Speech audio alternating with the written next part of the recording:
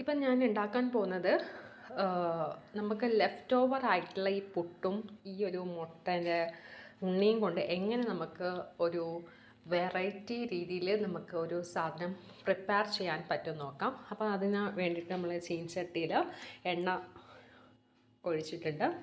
കടുക് നമുക്ക് സ്പ്ലാറ്റർ ചെയ്യാം. നമ്മൾ സീസണിങ് ചെയ്യില്ലേ, അതേപോലെ ചെയ്യുക. ഫസ്റ്റ് നമുക്ക് കടുക് പൊട്ടാനിടാം. പൊട്ടിക്കഴിഞ്ഞാൽ നമ്മൾ ഇടേണ്ടതാണ് കറി ലീവ്സും പിന്നെ അതുപോലെ തന്നെ റെഡ് ചില്ലി. അപ്പോൾ കടുക് നല്ല രീതിയിൽ പൊട്ടുന്നുണ്ട്.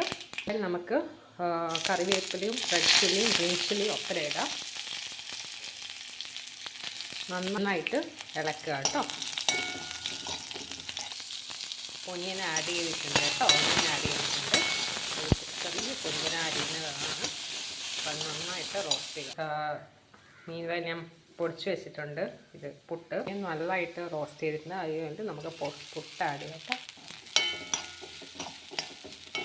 നല്ലതാണ് കമ്പൈൻസ് ഈ ഒരു മുട്ട ആഡ് ചെയ്യാം.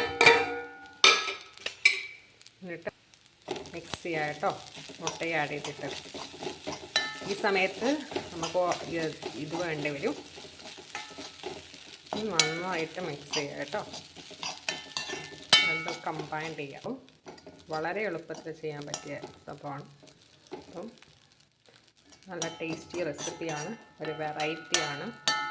അപ്പം ട്രൈ ചെയ്തിട്ട് പറയാം കേട്ടോ. സെർവ് ചെയ്യാം. അപ്പം നമ്മളിത് പ്രിപ്പയർ ചെയ്ത് ഈ എഗ്ഗ് പുട്ടിൻ്റെ റെസിപ്പി പ്ലേറ്റിലേക്ക് ട്രാൻസ്ഫർ ചെയ്തിട്ടുണ്ട്. അപ്പം ഇത് ഈവനിങ് സ്നാക്കായിട്ടെല്ലാം കഴിക്കാൻ നല്ലൊരു ഇതാണ്.